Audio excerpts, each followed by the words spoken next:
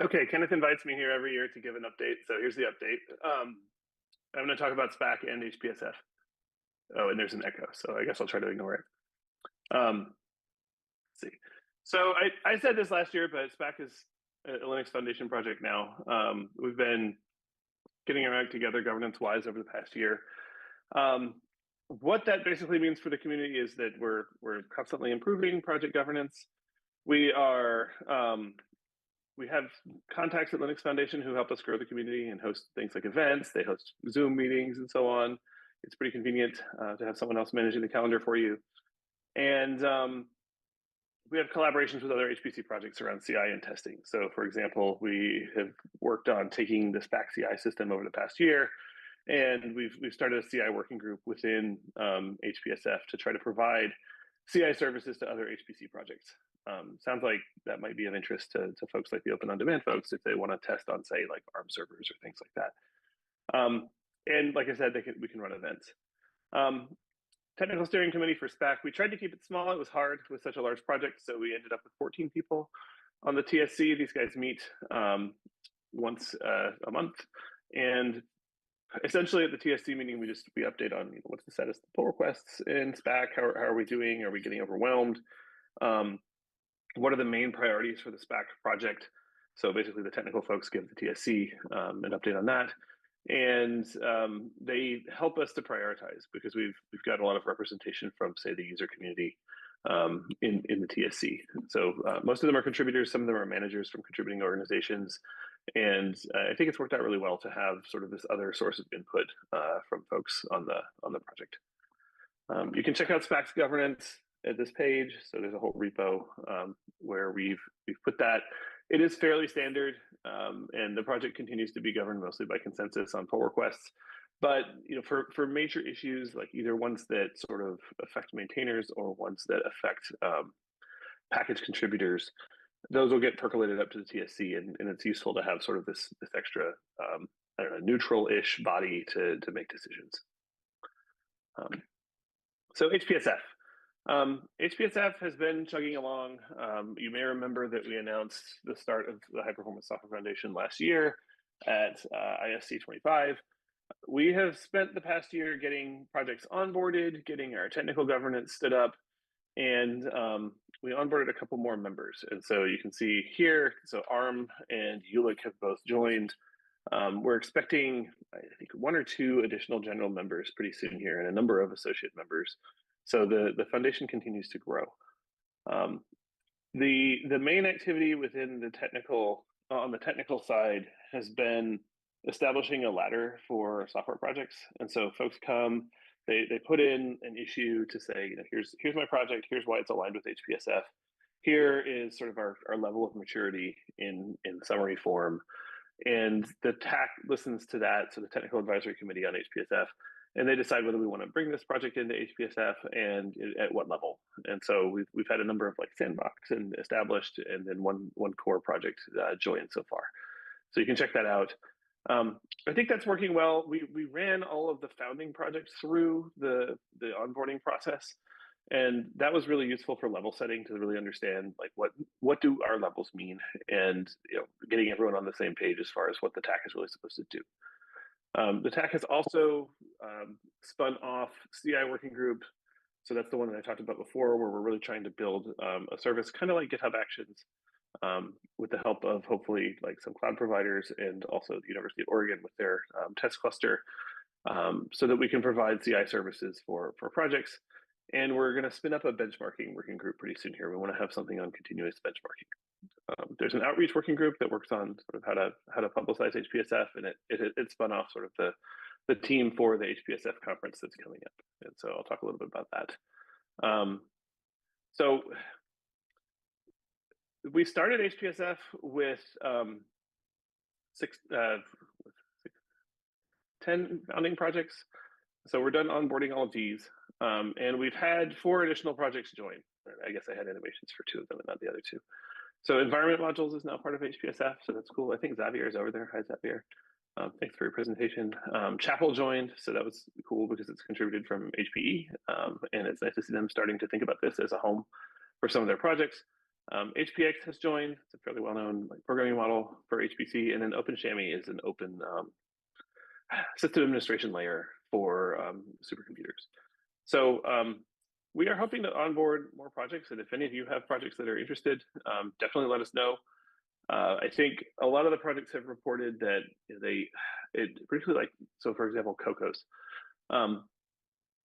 they have said that the neutral home for their project has been a really big deal for getting other organizations on board. The fact that they have neutral governance, the fact that other orgs can take part in that without feeling like one organization could potentially shut the whole project down or make decisions that affect everyone has been good. And I think it's increased the faith that people have in some of these projects.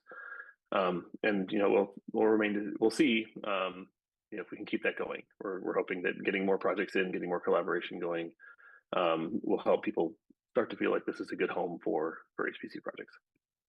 All right, so we're going to have the first Spack user group meeting as part of HPSFCon.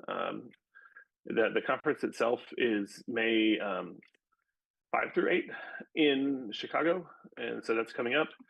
I talked about this in supercomputing, but just for an update here, it seems we have 116 people registered so far, so that's pretty exciting after the early bird deadline. So we're hoping to have quite a few more.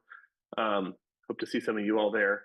And Monday and Tuesday are all plenary sessions where we're going to talk about what is HPSF, what are the working groups doing, what do members and projects and others want from HPSF, how could projects onboard, what kinds of things in the HPC ecosystem do we want to pay attention to as software projects. And there's also going to be collaborations for the different active working groups, and there's a poster session here. Tuesday and Wednesday are project meetings and tutorials. So there's project meetings for Amrex, for Spack, for Cocos, for Charlie Cloud, and for Aptainer, at least. I think I'm not missing any, but check the site. There's a schedule here. And for the Spack meeting, we're pretty excited. We got 34 contributed talks lined up for the first Spack user meeting, which is more than I was expecting, honestly. So we have 2 full days of talks from users and contributors on their experiences with Spack. We've got a little state of the Spack community up front, kind of like Kenneth does at his user meeting. We asked Kenneth, because he's been so nice as to let us talk at the EasyBuild user meeting over all these years, whether he would like to present at the Spack user meeting, but he declined, sadly. So we're sad about that. His picture's on this slide because we still care about him. So check out the schedule over here, spack.io/sum25 schedule, if you're interested in any of these talks. All right. So it's been a long road for Spack, not quite as long as EasyBuild, but it's 11 years old now. And the rest of this talk is going to be about things that we're doing for Spack version 1.0, which is coming up in June. So 2016, Spack looked like this. It had, these are contributions to the packages. And most of them were from Livermore. We started getting a few contributions from other organizations, like I guess at the end of 2015. And that's when it really started ramping up. Over the years, that chart has grown. It doesn't seem like it's changing all that much if you just look at the shape of it. But if you compare, say, the current version of this chart to the one from 2016, that box right there is this box on this chart. So I mean, the project is way bigger than it was, even 9 years ago. And so it's been a long journey. We have over 8,400 packages actually in develop and almost 1,500 contributors now. And it's used all over the place. I think folks are familiar with that. And I think people saw that version 0.23, which we announced in last November, this is going to be the last release before we go 1.0. The big thing that we introduced in 0.23, and I mean, I think folks know this, we try to do pretty big feature additions for every version of Spack. I mean, one of the reasons that we haven't gone 1.0 is because we continue moving fast in core and adding serious additional features to what people can do with the packages. So the big one in 0.23 was splicing. And what that has done is it means that we can do binary swaps. And so Spack and EasyBuild are both built from source package managers. Spack tries to combine a lot more binary package management with that, in that we have a binary format. We can pull binary packages And like obviously Easy is doing some of this with installations, but with Spack we can take a binary and people got frustrated because essentially you could make binaries, you could push them to a build cache, and you could then install them, but you had to install them exactly the way that you built them, which is fine. I mean, like Nicks and Geeks do that, that's fine.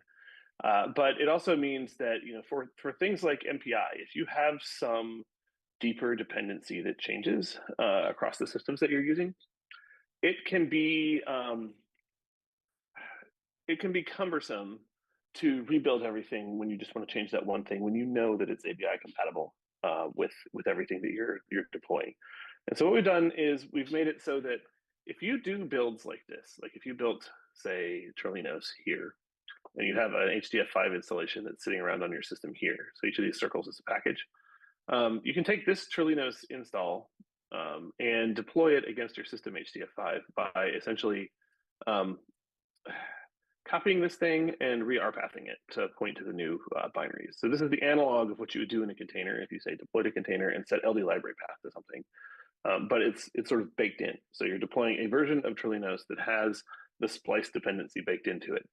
And so what that allows us to do is we can use this for things like MPI. So if you have, say, a local MPI version, the user can say, I want to use my system MPI. I know it's binary compatible with the stack that I'm deploying with, and I just want to pull those things and re-rpath them to point at the system MPI. And so this can be pretty powerful because we're essentially we're allowing you to basically swap in an optimized MPI implementation in place of the one that you build with. So you can have a build farm that's doing MPitch stuff, right? And then you can deploy that against systems that are MPitch compatible. And you could have a build farm that's doing, you know, different minor versions of OpenMPI and deploy that against systems that have minor OpenMPI version compatible system MPIs. Once MPI has a proper ABI, this will be even more nice because you won't have to care about which particular MPI implementation you're using.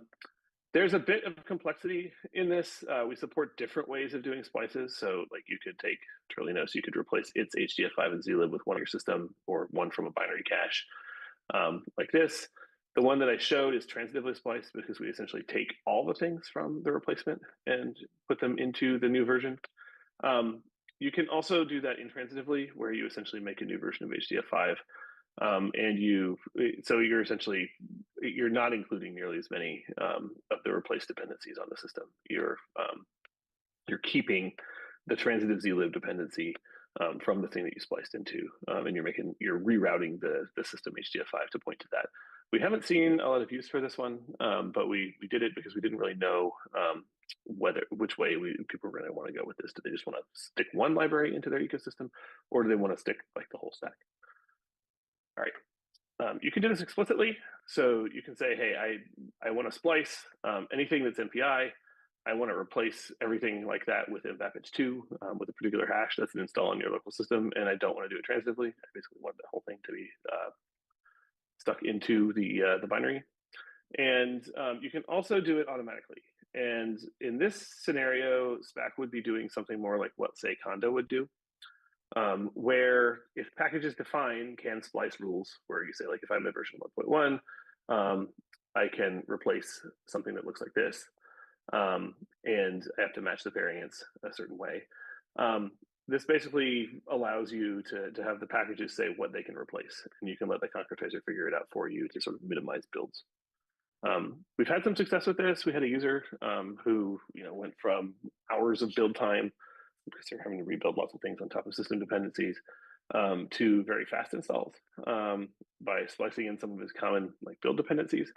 And we're working on getting the build cache to a point where we could recommend to people to go and just splice their system MPI in by default. We could detect it and then just put it into a build.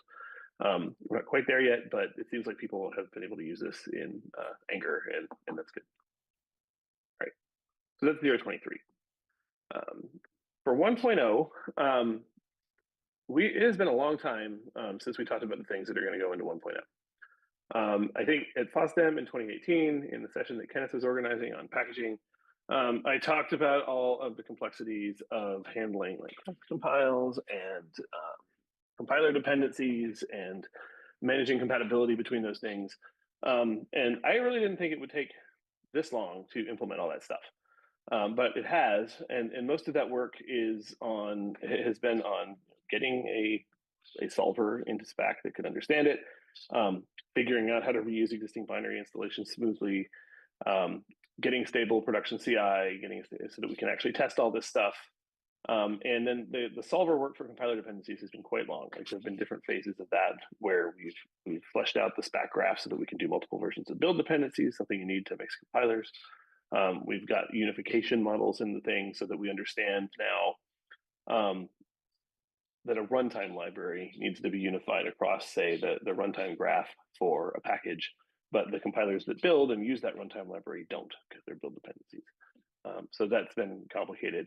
And so, with compiler dependencies, which I think is going to get merged this week, we are nearly done with the things that we wanted for 1.0. And the technical steering committee came back and said, well, we also want to separate the built-in repo from the Spack tool, because the users have been asking for that for a very long time. And that means that we need a stable package API. So essentially the plan is we're going to merge this week. We're going to, we've done a lot of work to figure out what needs to be done to separate the built-in repo from Spack itself. And that's going to start happening immediately after we merge compiler dependencies. With this, we're going to take an opportunity to put in some breaking changes that we have meant to do for a while. Because we figure, if not now, then when? Like, because there are some things that we cannot break about the way the packages work, or that we just don't want to break all the time. And people seem fairly willing to accept some small breakages for 1.0 in exchange for a smoother model going forward. So I guess the big ones are, and this one's happened sort of smoothly and develop over time, but you have to declare what languages your package uses. And so you depend on C, you depend on CXX and Fortran, where previously Spack kind of assumed that every package was either C, CXX, or Fortran, even the Python ones that would get labeled with compilers. And that's not right. And so what this means is that only the packages that need a compiler will now be labeled as having been built with something. So not everything has to have a tool chain. And this was actually a fairly smooth transition. We auto-generated versions of these in packages on develop using a script that just went through and looked at the source code. And then we threw it in CI. We found a few that we had missed, fixed that, and now this seems to be working fairly smoothly. And we help the users when they need to add a dependency on C, CXX, or Fortran in develop. We have been releasing alpha versions of compiler deps as we approach 1.0. So you can, I think we've got 4 of these so far. We have pushed people pretty hard to try these. I don't know how many people have tried them. We have had some internal users go and try and build big codes with Spack. We've built our dev environments and things with Spack using the compiler deps branch, and it works. And so the changes that people had to do were pretty minimal. What compiler deps really means is that instead of, say, GCC being an attribute on all these packages that were built with GCC, and the runtime the runtime libraries not being modeled, all of that is now in the dependency graph. And so where we had an attribute before that said this thing was built with GCC, now it depends on GCC as a build dependency, and it says on the edge what languages that's providing and what virtual packages that's providing. So the languages themselves are virtuals. And the other kind of cool thing about this model is it puts the maintenance of the runtime stuff on whoever's maintaining the compiler package. And so GCC itself, the zlibng doesn't have to know that when it's built with GCC, it needs GCC runtime, or that when it's built with Clang, it could have the GCC runtime or say the libc++ runtime. Only GCC has to know that. And essentially what happens is the zlibng package says, I depend on GCC, and GCC says, well, if you do that, and if you're using C and C++, then you need my GCC runtime, which has libstd_cxx, and that needs to be a linked dependency for you. And likewise for C, you need libc, and so it requires a libc dependency, which is currently always external, but we will get to a point pretty soon here where we could build a full stack in Spack on top of libc. So this is what that looks like. This guy depends on this. The concretizer figures out that this says you need these 2 libraries. In addition, it adds them in sort of as bolt-ons to this thing. zlibng just has to know that it needs C, and so we sort of abstracted the language implementation from the dependency. You just say you need a language, and that's it. So it's worked out pretty well. This also allows us to mix compilers. So you can imagine that if I had like another compiler in here, it could sit alongside GCC as a dependency. And as long as they share our runtime library, or as long as their runtime libraries are compatible, you can have them link together in the same DAG. So we will be able to model interop constraints much better with this model. This is going to change a little bit from the way the Spack used to be. So like I said, compilers were sort of a special thing in Spack from the start, where you would say what they were in compilers.yaml, and you would have, the compiler was basically just a name and a version plus some executable paths. Now it's an external package, so it's defined like you would define, say, an external MPI or an external any other library. And so you can put a full spec on this. It can have variants. It can have all the other attributes that you could put on the Spack spec. So you can have special versions of compilers and things, which is it's getting to be a useful feature with all the fancy versions of compilers that exist out there, like Rockham and all the LLVM variants. And like the GPU variants that you can enable on different versions of LLVM. And we're eventually going to get rid of these wrapper the compiler paths here, but we still have the extra attributes for now, saying where the main compilers live. The compiler wrappers that used to be part of Spack core are now a dependency, and so the compiler injects that as well. It says you need to have the compiler wrapper in there so that Spack can inject our paths and so on. And so it's all sort of fallen into this much more general model than what we had before. There's some breaking changes are, one, it's no longer safe to assume every node has a compiler. So if you have like a path name or something for your package installation that had a compiler in it, which we did, that's not going to work anymore. We have a little adapter in there that's going to basically say this is deprecated for a while, where if you ask for the compiler attribute on your node, it just says, well, I'm giving you the C compiler because you have one. And if you don't have that, it'll give you C++. If you don't have that, it'll give you Fortran. But you're going to have to change your package eventually so that it doesn't invoke this compiler attribute.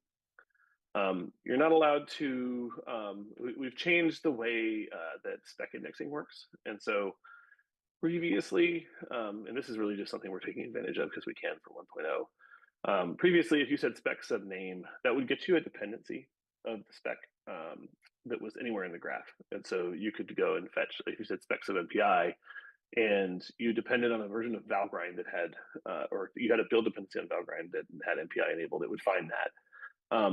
Now we've made it so that only searches the link run graph and basically all the stuff that's available at runtime, all the stuff that's in your process, and direct build dependencies, but nothing else. You can still hop around in the graph, so you can say like spec sub CMake sub bzip2 to get the bzip2 that CMake used, but we're restricting that by default. Because essentially, if you ended up with a deep transitive dep, it was almost always something you didn't want. And so we're trying to make it so that we're only giving you stuff that's really relevant to your package, unless you say that you care about it in some other way. And then finally, percent no longer means compiler. So it used to be that you could say foo %GCC at version. You can still do that, but it means something slightly different. It means direct build dependency now.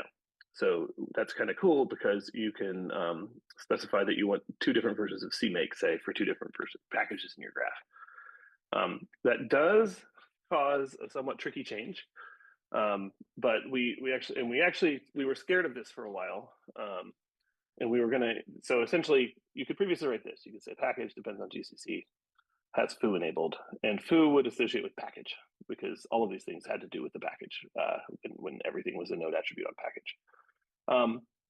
If you say that now, well, this foo will associate with GCC. So it'll say like, I want GCC with foo enabled.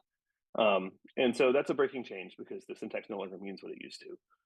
So you'll have to write package plus foo %GCC and put the compiler last if you want to do this. So the reason that we did this is because that's how caret works. So if you say package plus foo depends on dep plus bar, this, the variant would associate with the dependency, and people are used to that. What we had thought was we could just have % only support versions and put braces in there if you wanted to specify variants and things. And then after explaining that to people a few times, we decided we would take a poll of the users because people really didn't like it, and the users basically said, I would rather have the breaking change than the mitigation, and so we're doing this. We have a tool that you can run to go and fix all the strings that do this in your packages, and people seem pretty happy with that solution. If they have to do this once, and then their packages will work, and then they have to remember that like GCC doesn't have a foo variant when they get that error message. So this is an example of the type of breaking change that we had to deal with. It's kind of hard because syntax accumulates over time, but we're kind of happy to be going to a model where it's much more general and it's easier to explain the different types of dependencies. So the major other big thing that we're doing for 1.0 is we're splitting out the package repository. And the coupling between the core and packages is tight in some places. And I mean, that's one of the reasons that we say to 0.x, because we would move the package API forward as we change the core tool. We pretty much, we didn't break backward compatibility very much.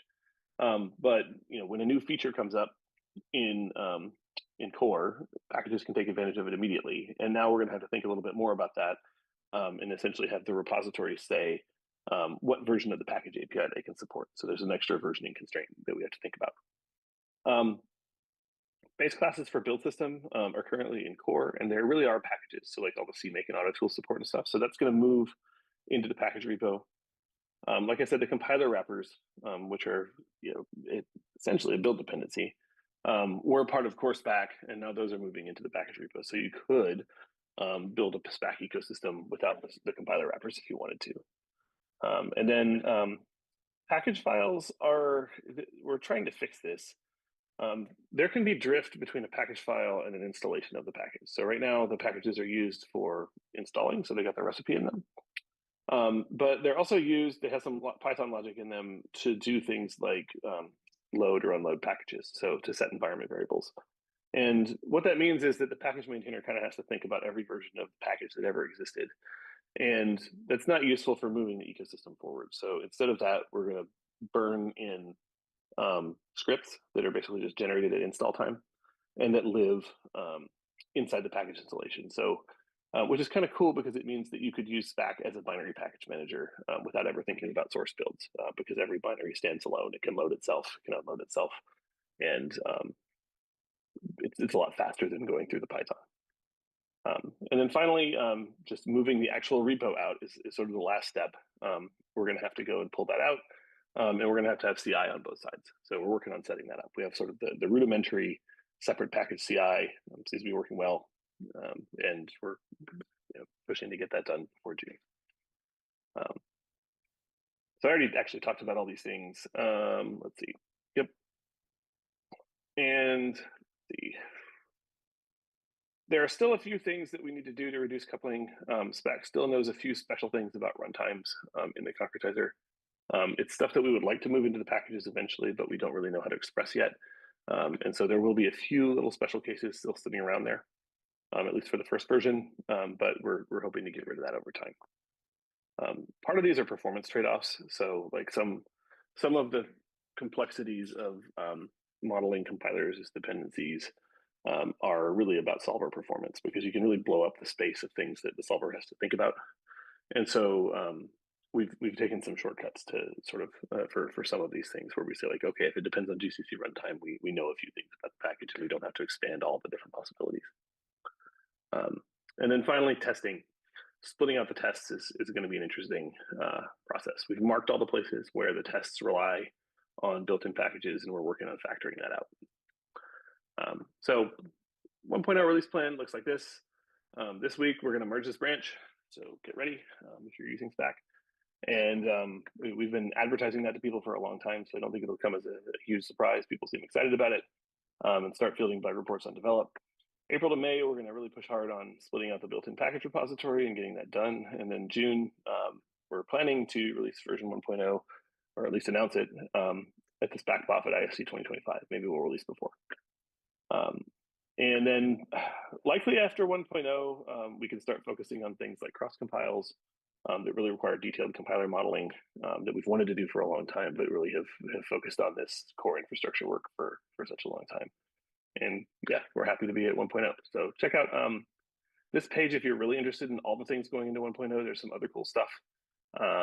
But that's it, and I'll take questions.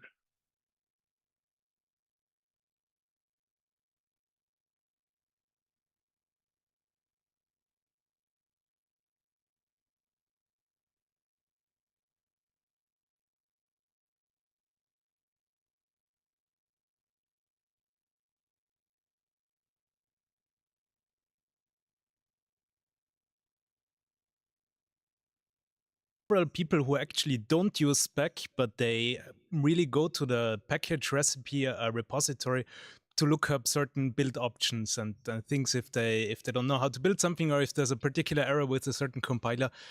So I was wondering actually if with the upcoming split of the package recipes, do you see that maybe this can become kind of like an independent format for package recipes in some sense?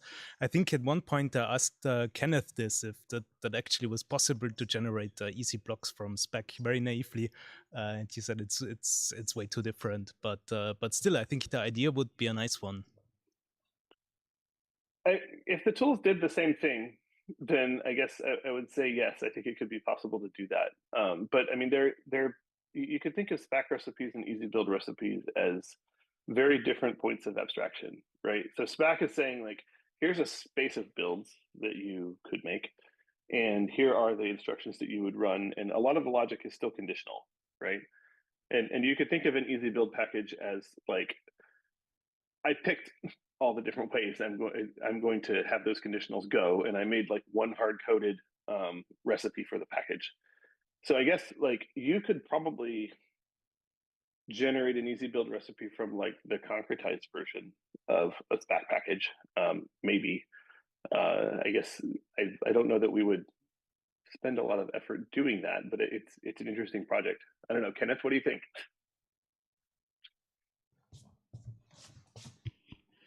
I'm not sure. Maybe we should discuss that.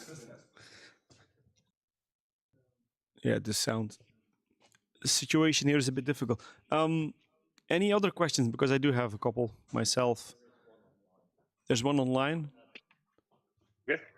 Yeah, go ahead. Read it? I can't see it.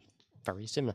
Is it possible to have both EasyBuild and Spack to build modules, for example, in parallel module trees?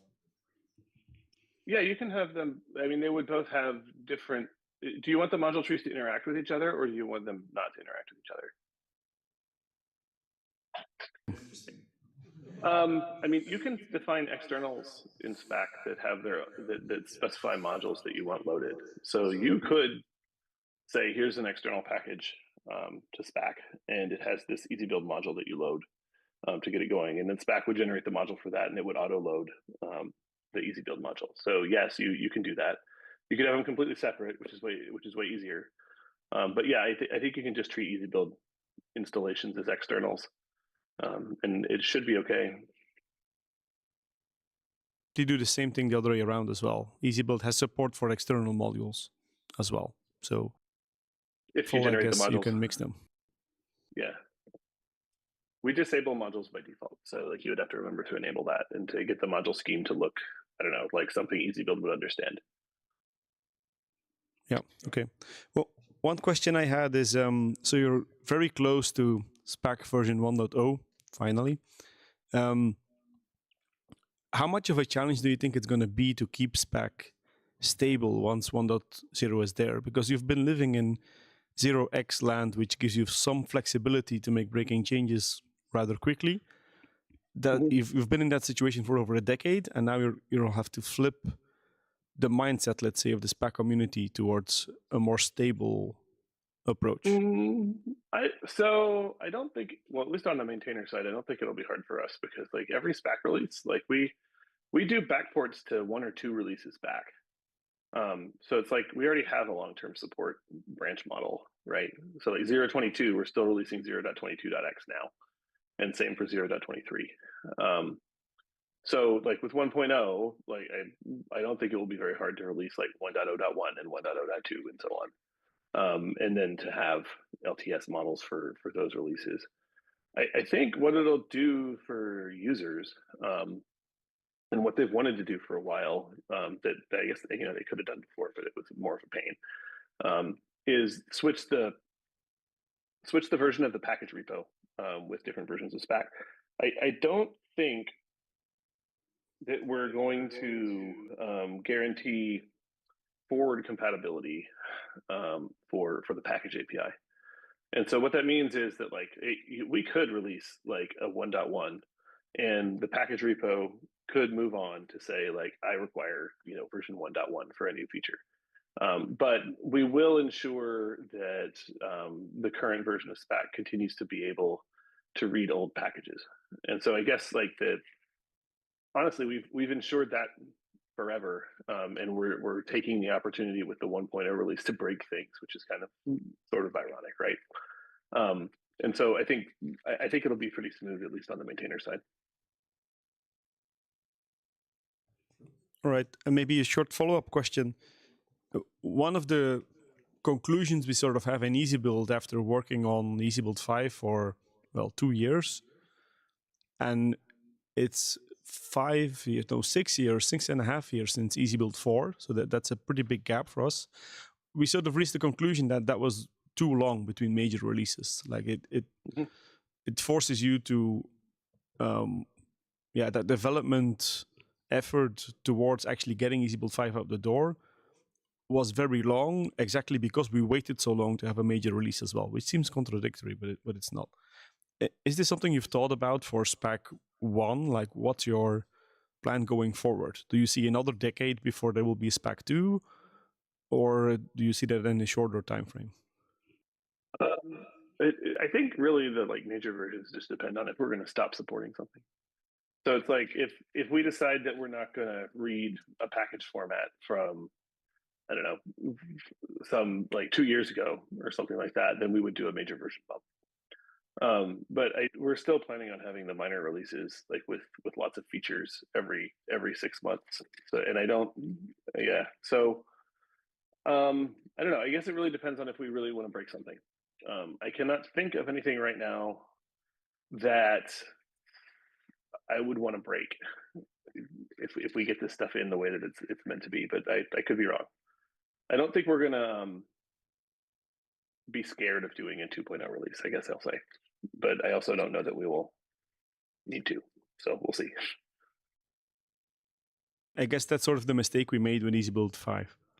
We sort of felt with EasyBuild 4, this is pretty good. We don't really need to make any breaking changes. And after about 4 years in, we realized, okay, it would actually be good to be able to make breaking changes for this and that.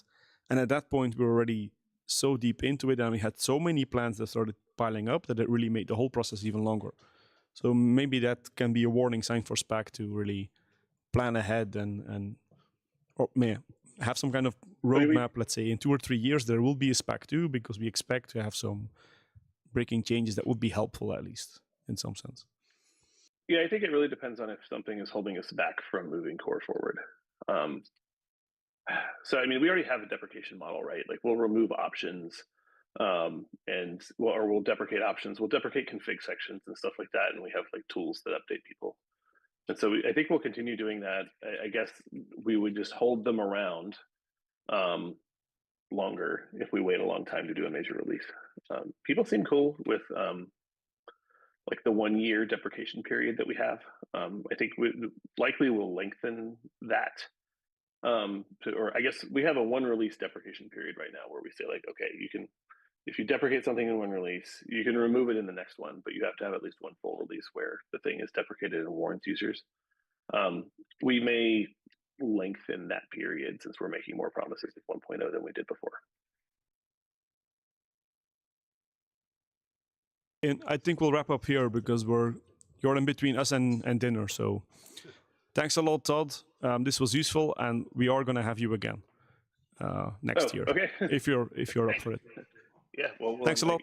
Spack User Mini next week. All right, see you later. Bye.